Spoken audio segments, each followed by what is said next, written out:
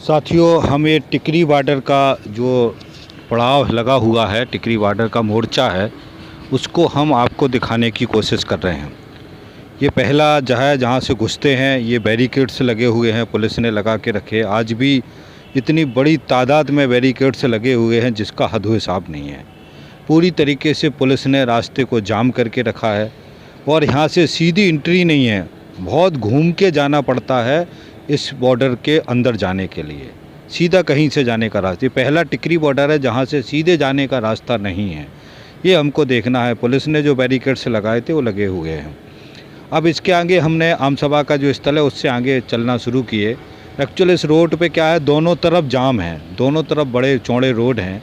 तो हम पहले एक तरफ से गए और फिर दूसरी तरफ से आए। तो ये पहले एक तरफ से जो जा रहे हैं वो मैं आपको दिखाने की कोशिश कर रहा हूँ। हम किसान हैं, आतंकवादी नहीं। इस पूरे टिकरी बॉर्डर पे इतनी बड़ी तादाद में किसान हैं। ये जो वीडियो मैं बना रहा हूँ ये यहाँ से टिकरी जो मेट्रो का स्टेशन है उससे शुरू किया और इसके आगे एक श्री राम मेट्रो स्टेशन पड़ता, अंगला मेट्रो स्टेशन। उसके आगे एक तिराहा है, जिस तिराहे तक हम लोग गए वहाँ से फिर वापस आए। तो तिराहे से एक तरफ जाने का है और एक तरफ लौट के आने का है। ये जो है मैं आपको दिखाने, हम अभी जा रहे हैं, उसके बाद से फिर लौट के आएंगे। तो ये किसान किस तरीके से रह रहे हैं, क्या परिस्थिति है, ये आपको मैं दिखाने की कोशिश कर रहा हूँ। ये लाइव स्टेटस है वहाँ का, जो किसान बैठे हुए हैं। जो लोग ये सवाल करते हैं कि वहाँ कम लोग बैठे हुए हैं, पता नहीं कैसे बैठे, उनको दिखाने की कोशिश कर रहा हूँ।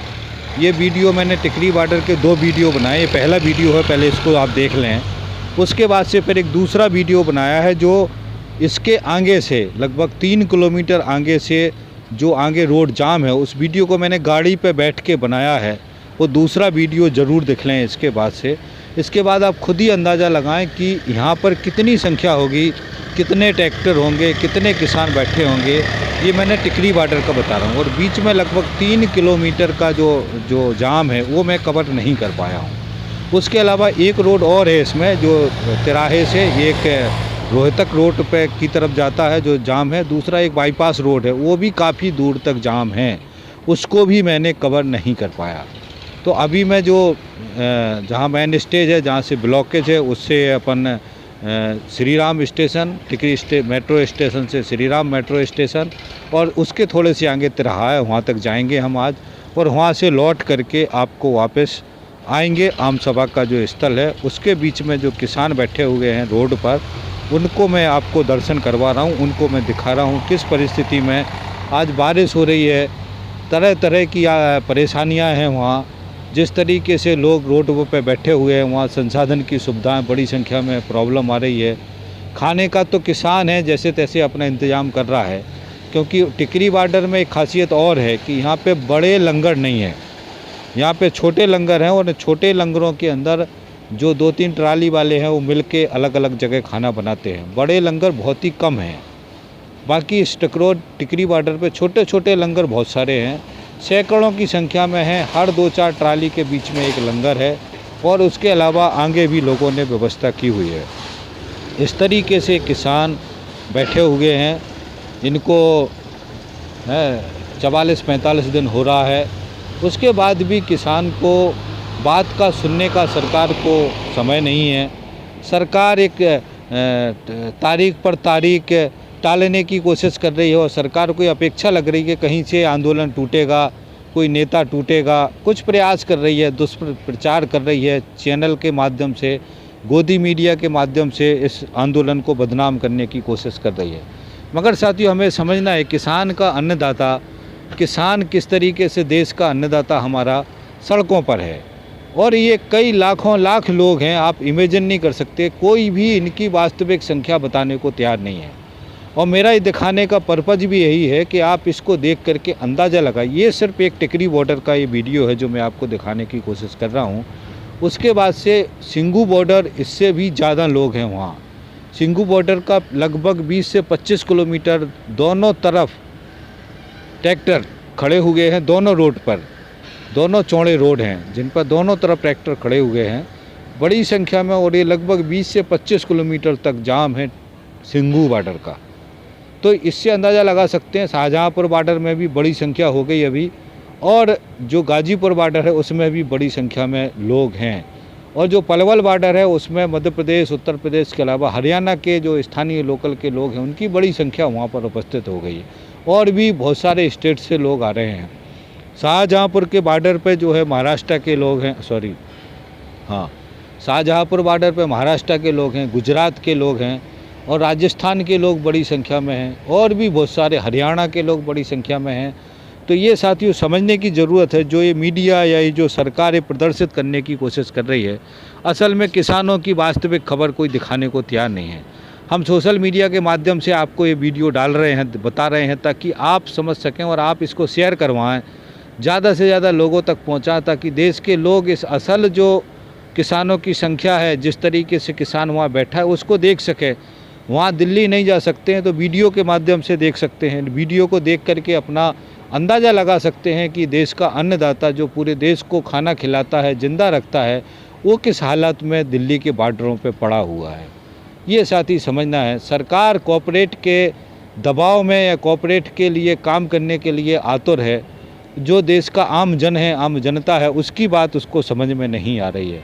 ये बहुत ही विचित्र स्थिति है। जो हमारा कृषि प्रधान देश है, हर सरकार किसान का बात करता है, किसान के लिए। बीजेपी ने भी बहुत बात की, नरेंद्र मोदी जी ने भी बहुत बात की, मगर किसान के साथ धोखा करने का अलावा कुछ नहीं मिला किसान को।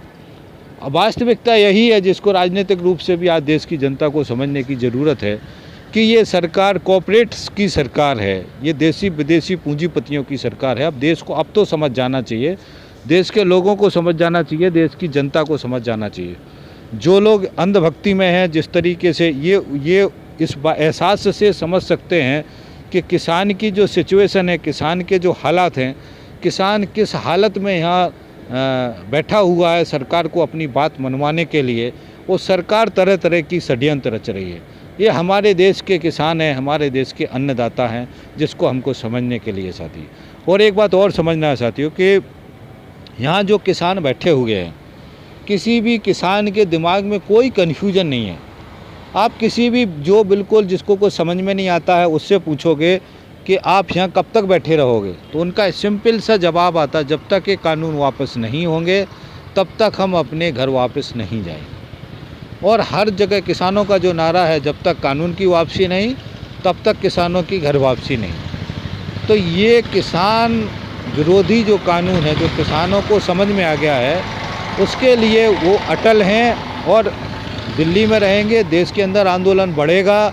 ये सरकार चाहे जितनी साजिशें कर ले, ये सरकार चाहे जितना लोगों को गुमराह कर ले, टेलीविज़न उनके पास हैं, मीडिया उनके पास है, कुछ दलाल और चाटुकार पत्रकार हैं जो इस आंदोलन को बदनाम करने की कोशिश कर रहे हैं, मगर ये आंदोलन जो है किसान का आंदोलन है, देश के अन्नदाता का आंदोलन है। इस आंदोलन को सरकार इग्नोर नहीं कर सकती।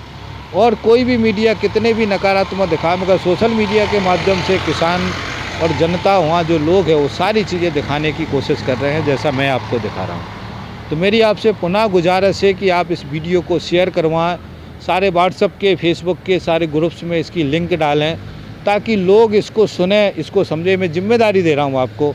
यदि आप किसान पुत्र हैं, हमारे देश का जो स्ट्रक्चर है ऐसा है साथियों, आप चाहे अधिकारी बन जाओ, चाहे अफसर बन जाओ, चाहे शहर में रहने लगो, मगर आपकी पुरानी पीढ़ी किसानी से ही निकली है। हम चाहे जो भी व्यक्ति, कोई ऐसा व्यक्ति नहीं होगा जो किसानी से, खेती से जुड़ा हुआ नहीं है। कॉर्पोरेट्स की सेवा में जिस तरीके से भारतीय जनता पार्टी, आज तो नंगे रूप में उनका चेहरा सामने आ गया देश के सामने। आज देश को समझना है, देश की जनता को समझना है कि इनका पॉलिटिक्स, जो धर्म का पॉलिटिक्स करते हैं, धर्म का राजनीति करते हैं, धर्म की राजनीति के पीछे का खेल क्या है, वो आज देश के सामने आ गया। तो ये साथियों बहुत ही विकट सवाल है, विकट परिस्थिति है, जिस समय में हमारा देश का अन्नदाता आज सड़कों पर है। तो साथियों ये टिकरी बॉर्डर का जो स्टेटस है वो मैं आपको दिखा रहा हूँ, किस तरीके से किसान हैं, किस तरीके से अपनी व्यवस्था जमाए बैठे हुए हैं। ये सारे नौजवान हैं, किस तरीके से ट्रैक्टर ट्राली खड़ी हुई हैं, किस तरीके से ट्रैक्टर ट्रालियों में अपना सामान रखे हुए हैं, कैसे बैठ के खाना बना रहे हैं, कैसे रोडों पे बैठे हुए हैं, कैसे खड़े हुए हैं इस आस में कि सरकार हमारा बात सुनेगा। मगर सरकार अभी सुनने को तैयार नहीं है। ये सरकार चारों तरफ से षड्यंत्र करने की कोशिश कर रहा है, इसको हमको समझना है। दूसरा साथियों, इनका जो नीतिगत रूप है उसको मैं भी थोड़ा सा बताना चाहता हूँ। जो तीनों खेती के कानून हैं, ये ऐसा नहीं है कि ये पहली बार इस सरकार ने बनाए हैं कानून जो हमारे देश में लागू करना चाह रही है। ये कानून यूरोप के देशों में, अमेरिका और जो दूसरे देश हैं इनमें ये लागू कर चुके हैं। बड़े समय से इसके जो दुष्परिणाम हैं वो दुनिया के सामने हैं, मगर हमारी देश की जो सरकार है उन दुष्परिणामों को इग्नोर करते हुए कॉर्पोरेट्स के हवाले खेती को करने का ये काम कर रहे हैं। इन्होंने पहले श्रम कानूनों को ख़त्म किया, सारी देसी विदेशी पूंजीपतियों को देश की कंपनियां बेचने का काम किया, अभी बेच रहे हैं वो। रेलवे भी बेचना शुरू कर दिया है, बैंक, बीमा, रेलवे, हवाई अड्डे बेच दिया अदानी को, और बहुत सारी चीज़ें हैं जो बेचने में लगे। देश की जितनी भी संपत्ति 70 साल में बनाई, देश की जनता की जो खून मेहनत पसीने की कमाई से जो धन पैदा हुआ और सरकार ने टैक्स के रूप में लेकर के ये सारे संसाधन खड़े किए थे, इस सरकार ने सारे संसाधनों को बर्बाद करके, नष्ट करके, कमज़ोर करके BSNL को बर्बाद कर दिया और बर्बाद करके देसी विदेशी पूंजीपतियों को हवाले कर रहा है। तो ये बहुत ही दुखद है, मगर देश की जनता अगर इस बात को नहीं समझ रही तो ये उससे और ज़्यादा दुखद है। अब तो घोषित रूप से उन्होंने हर बात की घोषणा कर दी है कि हम सारा कुछ बेचेंगे, देश के सारे संसाधन बेचेंगे। ये पक्का घोषणा कर दिया, राइटिंग में, लिखित में, भाषणों में, ये सारा चीज़ें। किसानों के बारे में जो ये बिल लेकर के आए, जब कांग्रेस उस समय चर्चा कर रही थी इस इलेक्शन के पहले, जब 2014 के पहले, उसके वीडियो इन्हीं के चैनल पे लोड हैं। अगर मैं आपको कहूँगा, अगर समय मिले आपको, तो भारतीय जनता पार्टी का जो यूट्यूब का चैनल है उस पर आप चले जाएं और 2012 के 13 के जो इनके वीडियो हैं, जो किसानों के बारे में इन्होंने भाषण दिए, उसमें पड़े हुए, उनको सुने आप। तो उसमें ये सारी चीज़ों का विरोध कर रहे हैं, सारी चीज़ों का विरोध कर रहे हैं, कॉर्पोरेट्स खेती का विरोध, इतने सारे लॉजिक दे रहे हैं। तो अब ये जब जैसे ही ये सरकार में आए तो सब भूल गए हो। अब वही कॉर्पोरेट खेती जो पहले विरोध कर रहे थे, अब उसके पीछे पड़ गए हैं। तो साथ ही राजनीति को समझना है देश की जनता को कि बीजेपी का चरित्र कॉर्पोरेट के पिछलग्गू है, कॉर्पोरेट का गुलामी करने का है, कॉर्पोरेट के लिए काम करने का है। इससे कन्फ्यूजन से देश की जनता को निकल जाना चाहिए कि कॉर्पोरेट्स, बीजेपी कॉर्पोरेट्स जो कंपनियां हैं, कॉर्पोरेट्स जो लोग हैं, उनकी पार्टी है। बीजेपी जो है घोषित रूप से देश की आम जनता को देश के संसाधनों पर देसी विदेशी कॉर्पोरेट्स कंपनियों का कब्जा कराना चाहती है। इसमें अब कोई कन्फ्यूजन नहीं बचा। जिस तरीके से सारे संसाधनों पर ये स्वदेशी की बात करते थे बीजेपी वाले, स्वदेशी के बाद से 100% विदेशी हो गए। ये सब सवाल देश की जनता को पूछना चाहिए, ख़ासतौर से वो लोग जो अंधभक्ति में मस्त हैं। उनसे भी मैं बहुत निवेदन करूंगा कि देखो भाई, देश का सवाल है। आप जब तक आपको ठीक है नहीं समझ में आया, उस समय नहीं समझ में आया, मगर अब तो समझ में आ जाना चाहिए। आज तो हमको समझ में आ जाना चाहिए। वो देश से बड़ा कोई नहीं है, कोई भी व्यक्ति देश से ऊपर नहीं है, सब देश के नीचे हैं। यदि कोई भी आदमी देश का भले का काम नहीं कर सकता तो उसको देश का जो जनता है, देश उसका आदर कभी नहीं करेगा, ना करना चाहिए। क्योंकि हमारे जो संसाधन है, जो हमारी संपत्ति है, जो हमारा देश है, वो सबसे ऊपर है, सारा लोग उसके नीचे है। जैसे हम कहते हैं तिरंगा झंडा सबसे ऊपर है, हमारा जो भारत का झंडा है, तिरंगा झंडा सबसे ऊपर है, वो तिरंगे झंडे के नीचे सारे लोग हैं। तो ये परिस्थिति है जिसको साथी हमको समझने की ज़रूरत है। और ये समझ करके जो खेती के जो कानून हैं, इसमें खुले रूप से ये कॉर्पोरेट्स कंपनियों को फ़ायदे के लिए हैं। उनको कॉर्पोरेट्स कंपनियां हमारी देश की खेती पर कब्जा कर लें, इसके लिए ये कानून बनाए गए हैं। ये ठेका खेती क्या है, ये आपका जो प्राइवेट मंडी लाना क्या है, प्राइवेट बाज़ार खोलना क्या है, ये सारा कॉर्पोरेट्स कंपनियों के लिए मार्केट खोलना है। और इसमें देसी विदेशी इतनी सारी कंपनियां हैं जिसका हद हिसाब नहीं है। हमें समझ सकते हैं कि ये सारी कंपनियां दुनिया के बहुत सारे बाज़ारों पे इन्होंने कब्जा किया और वहाँ की पूरी अर्थव्यवस्था पे कब्जा किया, जो हमारे देश में हो रहा है। मैं आपको याद दिलाना चाहता हूँ, ये जो कॉर्पोरेट्स खेती है या जो आज का माहौल है, जिस माहौल में हमको ये सरकार समझा रही है, विदेशी निवेश और जो निवेश से अपने विकास की बात कर रही है, यही बात डिक्टू जो है अंग्रेज़ करते थे। जब हमारे देश में अंग्रेज़ आए थे, जब हमारे देश में ईस्ट इंडिया कंपनी आई थी, और अंग्रेज़ जब आए थे तो उन्होंने हमारे देश की सारी संपत्ति को जो हमारे देश में सोना चांदी इस तरीके की चीज़ें थीं, या जो भी हमारे देश में रॉ मटेरियल मिला वो लूट के ले गए। और अंत में देश की जनता जागरूक हुई और देश की जनता ने उनको भगाया, खदेड़ा यहाँ से, और उन्होंने कंपनियों के साथ में देश पर भी शासन व्यवस्था पे कब्जा कर लिया था। ये हम एक अनुभव है जो हम पहले भुगत चुके हैं। हमारी पुराने जो परदादे हैं वो इस चीज़ को भुगत चुके हैं। आज दोबारा फिर यही कॉरपोरेट कंपनियां दोबारा हमारे देश पे वही बात कह करके, वही लालच दे करके फिर से कब्जा, हमारे संसाधनों पे कब्जा करने के लिए आ गई हैं। मगर इस बात का दुख है इस बार कि ये सरकारें जो हमारे देश की है, जो आरएसएस जो इतने सालों से राष्ट्रभक्ति देशभक्ति की बात करता था, वो आरएसएस इन देसी विदेशी पूंजीपतियों को हमारे देश के संसाधनों को बर्बाद करके देसी हमारी जो संपत्ति हैं उनको घाटे में करा के, उनको नष्ट करके, और फिर बहुत ही सस्ते दामों में इन कंपनियों को बेच रहे। और ये कंपनियां उनको खरीद करके थोड़े दिनों में भारी मुनाफा कमाने लगती हैं, भारी पैसा कमाने लगती हैं। तो ये बहुत ही विकट स्थिति है। आरएसएस सत्ता में कभी नहीं रहा, कांग्रेस को गालियां देते रहे हमेशा ये, और कांग्रेस को गालियां देने के बाद आज भी बहुत सारे अंधभक्त हैं जो कांग्रेस को गालियां देते हैं।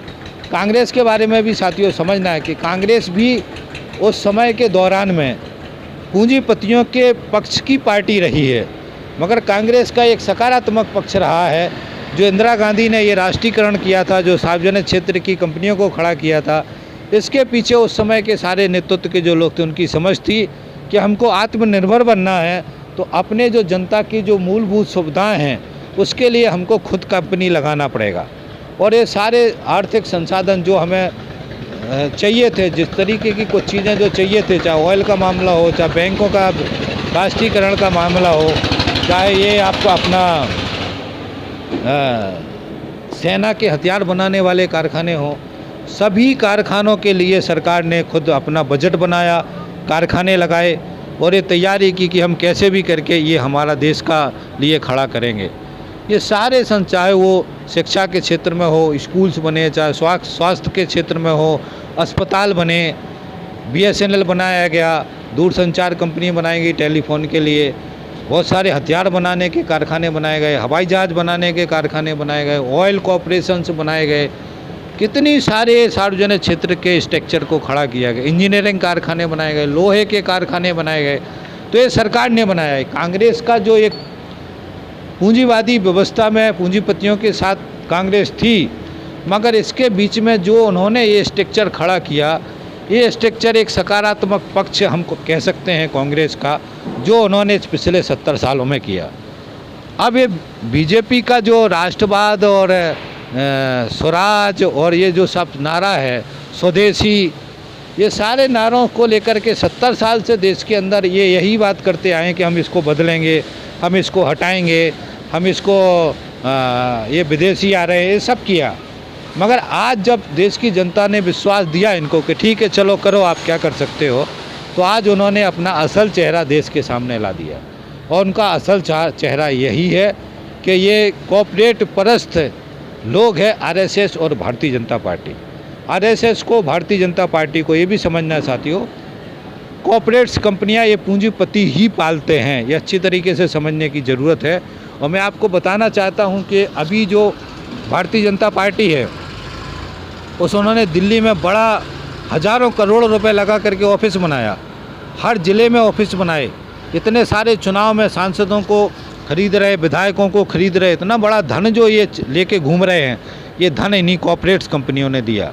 नरेंद्र मोदी जी को प्रोजेक्ट इन्हीं कॉर्पोरेट्स कंपनियों ने किया, हमारे देश के अदानी और अंबानी ने किया, और अदानी और अंबानी ने ही इनको प्रोजेक्ट किया और इनको प्रधानमंत्री बनाने के लिए चैनलों से लेकर के, पैसे से लेकर के और पॉलिटिकल दबाव बनाने के लिए जो भी हो सकता सब किया, नरेंद्र मोदी को सामने लेके आए।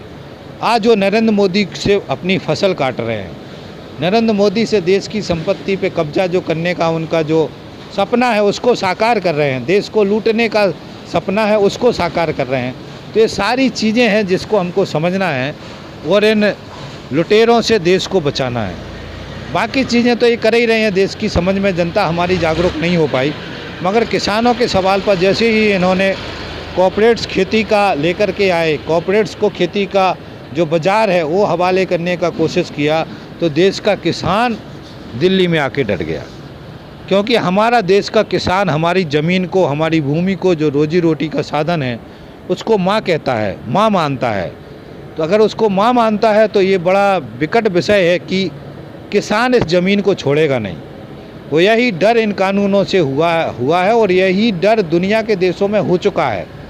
इसीलिए किसान को अब समझाने की ज़रूरत नहीं है कि इसमें क्या होगा, किसान कर, तो किसान आज खड़ा हो गया है। इसलिए साथियों, हम सबकी भी ये जिम्मेदारी है कि इस समय में हम इस आंदोलन को सपोर्ट करें, सहयोग करें और उनका जो असल दर्द है, उनकी जो असल बात है, उसको हम पूरे देश की जनता तक ले जाएं, उनका दर्द पूरे देश की जनता को बताएं, पूरे देश के किसान इस बात को समझें। जहां अगर एमएसपी की लड़ाई किसके लिए है, देश का जो किसान है, अगर ये किसान आंदोलन का प्रमुख मांग है कि पूरे देश के अंदर एमएसपी की गारंटी करो, तो ये क्या खाली पंजाब हरियाणा के किसान का है क्या? ये चाहे बिहार का किसान हो, चाहे उत्तर प्रदेश का किसान हो, चाहे मध्य प्रदेश का किसान हो, चाहे छत्तीसगढ़ का किसान हो, चाहे आंध्र प्रदेश का किसान हो, चाहे तमिलनाडु का किसान हो, चाहे कर्नाटक का किसान हो, पूरे देश का किसान, चाहे हिमाचल का हो, चाहे आपका उत्तराखंड का हो, पूरे उत्तर प्रदेश का हो, सबके ऊपर लागू होगा। तो ये मांग बहुत ज़रूरी है। इससे एक बात और समझना है साथियों, इसका जो एक सकारात्मक पक्ष है कि यदि ये सरकार न्यूनतम समर्थन मूल्य का कानून का गारंटी दे देती है तो इससे पूरे देश का डेवलपमेंट होगा। ये भी हमको समझना है। बहुत सारे लोग इसको कंफ्यूज कर रहे हैं। हमारे देश की सरकार कॉर्पोरेट कंपनियों को कई लाख करोड़ जो है रुपया टैक्स की उसमें छूट देते हैं। लगभग ये आंकड़े जो सरकारी है उससे 5 लाख करोड़ रुपया लगभग हर टैक्स के, हर बजट में उनको टैक्स में जो है छूट मिलती है।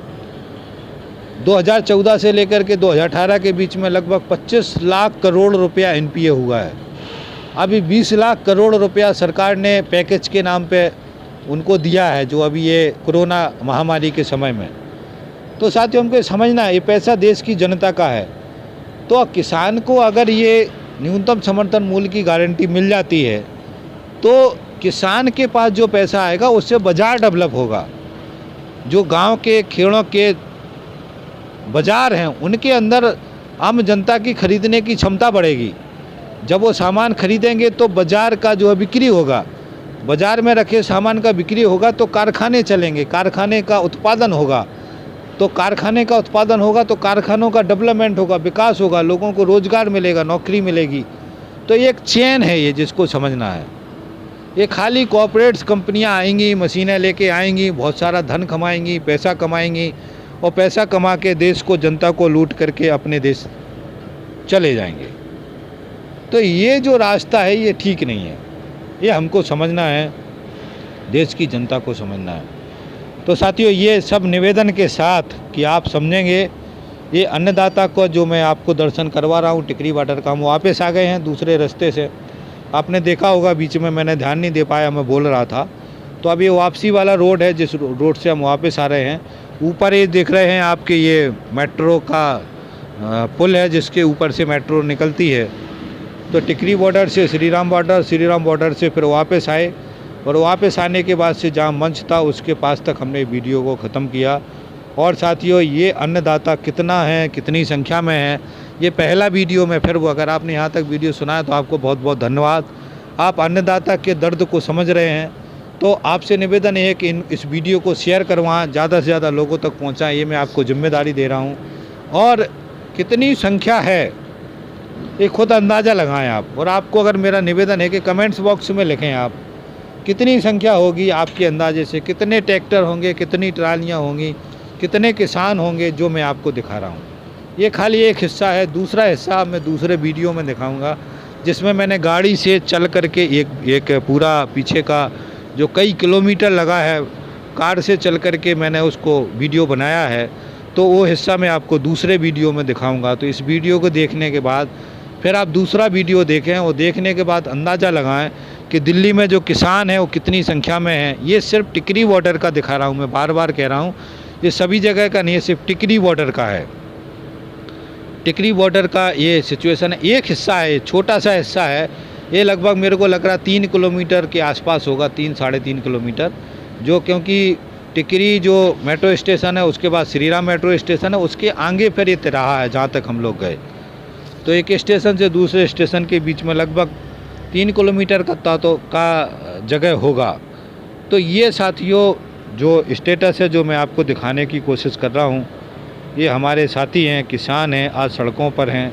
और मुझे उम्मीद है कि आपने इस सारे वीडियो को सुनने के बाद आपको भी लगेगा, आपको एहसास होगा कि हमको आज अन्नदाता की लड़ाई के साथ खड़ा होना है। इसलिए साथियों हम सबको सपोर्ट करने की ज़रूरत है। हम सब किसानी से निकले हैं। हम आज कारखानों में काम कर रहे हैं या कोई नौकरी कर रहा है, तो ये अगर खेती ना होती तो हम ना होते। ये बात को समझना है। और देश की ये जो सरकार जिस अड़ियल रुख पे अड़ी हुई है, इस सरकार को सही करना, इस सरकार को रास्ते पे लाना, ये हम सबकी जिम्मेदारी है, पूरी देश की जनता की जिम्मेदारी है। हम सब मिलकर इस सरकार का जो गुरूर है, जो अकड़ है, जो अहम है, इसको सही करेंगे। और सही करने के बाद से देश के अन्नदाता का जो हक है, जो उसको मारने के लिए ये सरकार कोशिश कर रही है, उसको पर्दाफाश करेंगे, बेनकाब करेंगे। इसी आशा उम्मीद के साथ मैं आपको पुनः ये जिम्मेदारी दे रहा हूँ कि आप इस वीडियो को ज़्यादा से ज़्यादा शेयर करवाएं, ज़्यादा से ज़्यादा देश की आम जनता में, क्योंकि जो गोदी मीडिया है वो गलत दिखा रहा है। हम सोशल मीडिया से ही असल बात दिखा सकते हैं। तो थैंक यू, धन्यवाद साथियों, बहुत बहुत धन्यवाद, थैंक्स।